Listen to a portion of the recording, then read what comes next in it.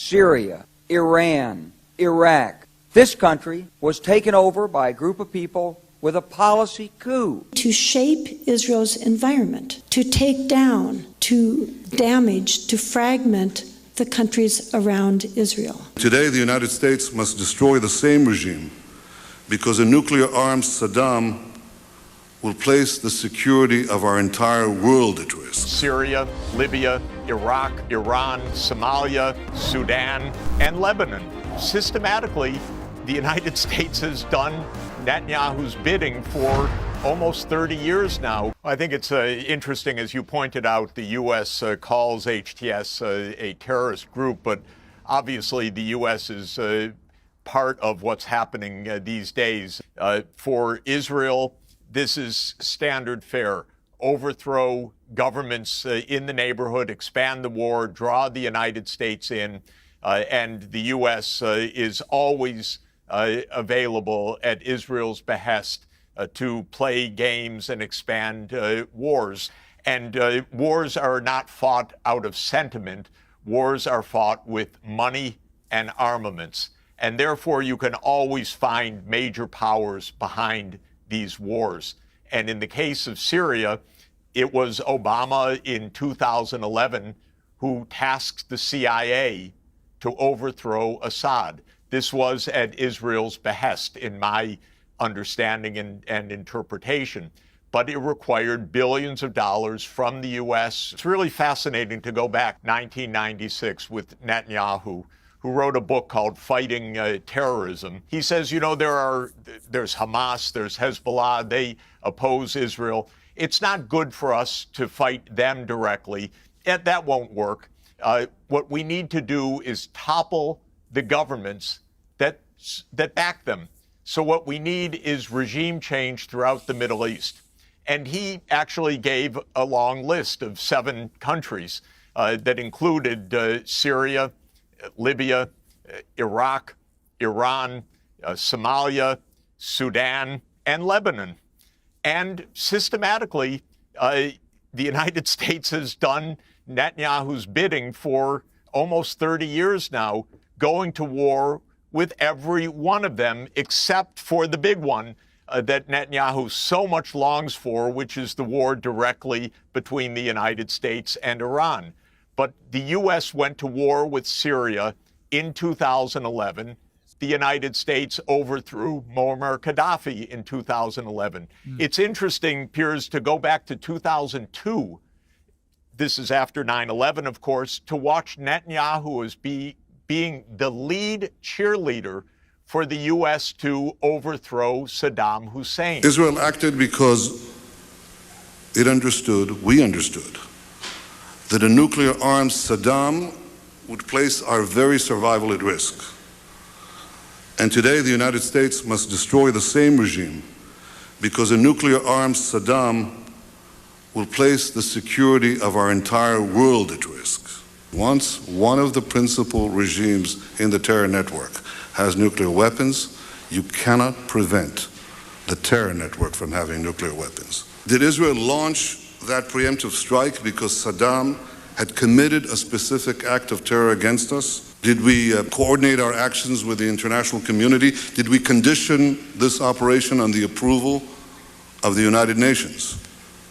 No, of course not. The U.S. invaded in March of 2003 with a massive bombing campaign and paved the way for ground troops. One of Israel's main newspapers reported bluntly, the war in Iraq was conceived by 25 neoconservative intellectuals, most of them Jewish, who are pushing President Bush to change the course of history. The article gave what it termed a partial list. U.S. governmental officials Richard Pearl, Paul Wolfowitz, Douglas Feith, Elliot Abrams, journalists William Crystal and Charles Krauthammer, describing them as mutual friends who cultivate one another. The article included an interview with New York Times columnist Thomas Friedman, who was quoted as saying, "It's the war the neoconservatives wanted. It's the war the neoconservatives marketed. Those people had an idea to sell when September 11th came, and they sold it. Oh boy, did they sell it." The article continued, Friedman laughs. I could give you the names of 25 people, all of whom are at this moment within a 5-block radius of this office, who, if you had exiled them to a desert island a year and a half ago, the Iraq War would not have happened. Another Israeli newspaper described how some of these individuals, high American officials, gave Israeli leaders tips on how to manage American actions and influence U.S. congressmen. Pearl, Feith, and their fellow strategists are walking a fine line between their loyalty to American governments and Israeli interests. American author, peace activist, and former CIA analyst Kathleen Christensen discussed the situation in a 2002 article. Although much has been written about the neocons who dot the Bush administration, their ties to Israel have generally been treated very gingerly. The Bush administration, she wrote, was peppered with people who have long records of activism on behalf of Israel in the United States, of policy advocacy in Israel, and of promoting an agenda for Israel often at odds with existing U.S. policy. These people, she wrote, who can fairly be called Israeli loyalists, are now at all levels of government, from desk officers at the Defense Department to the Deputy Secretary level at both State and Defense, as well as on the National Security Council staff and in the Vice President's office. Now we have a treasure trove of documents coming out that this was really a war on Israel's behalf.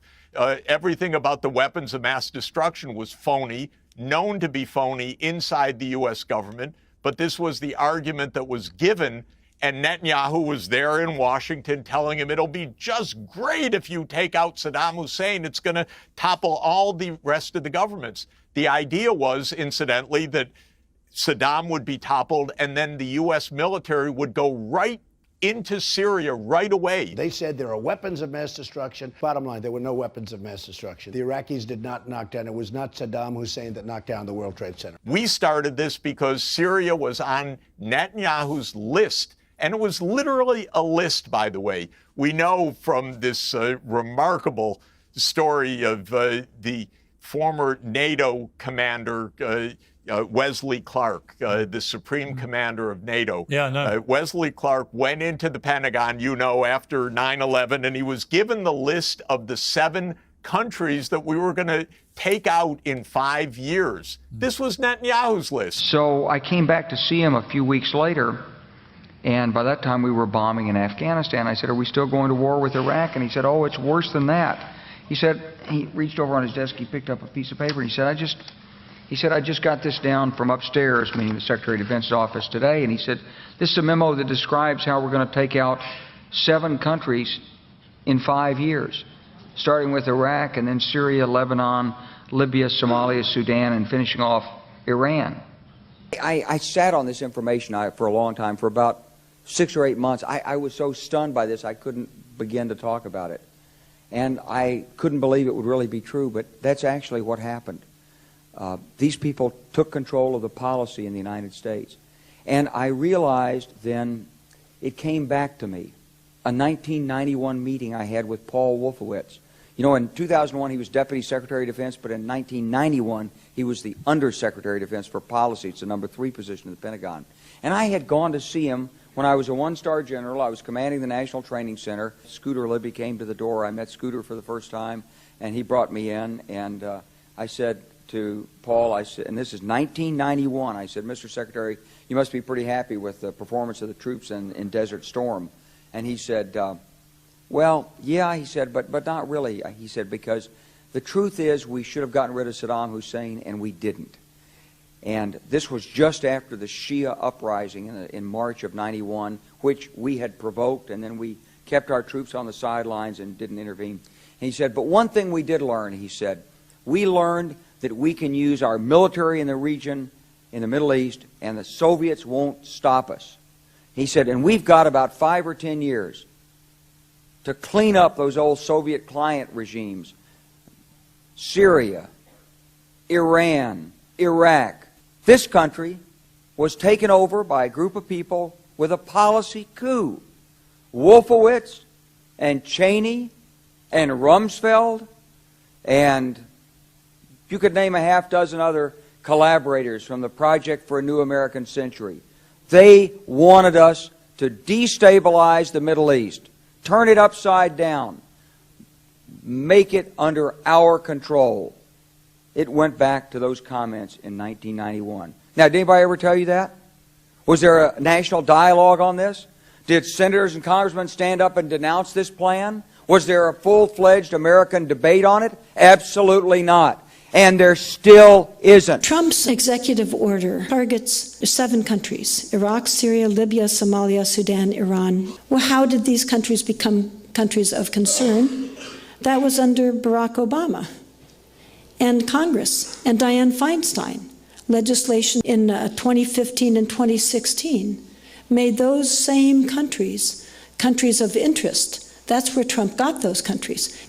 It turns out that these same countries, except for one, had been targeted in previous plans. In 2001, all of them except for one were targeted to be taken down. There was a 1996 plan on behalf of Israel called A Clean Break, a new strategy for securing the realm. This was a position paper, a strategy paper for Benjamin Netanyahu, the Israeli leader, written by American officials.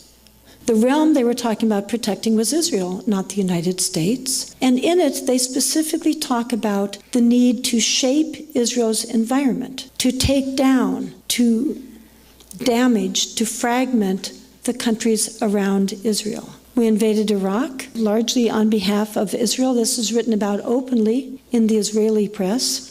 You go back to 1982. There's something called usually we call it the Yunon Plan, Oded Yunon. The full title was A Strategy for Israel in the 1980s.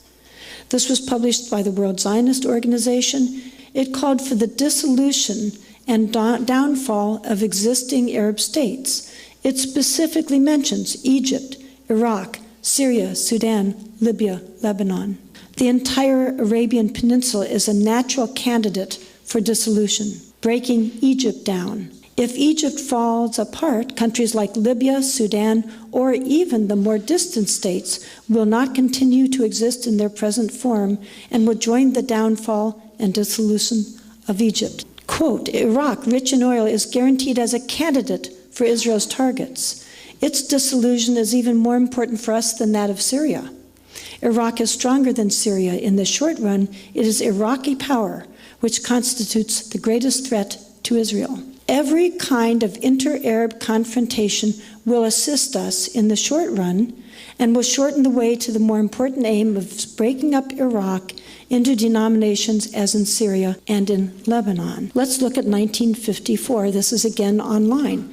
This is a book. From Israel's earliest days, there were plans to dismember the Arab world, defeat the Arab national movement, and create puppet regimes. Ben-Gurion talked about a plan for putting a Christian in charge of Lebanon and breaking Lebanon up. And they've done that to these regimes. We've done it. We've done it.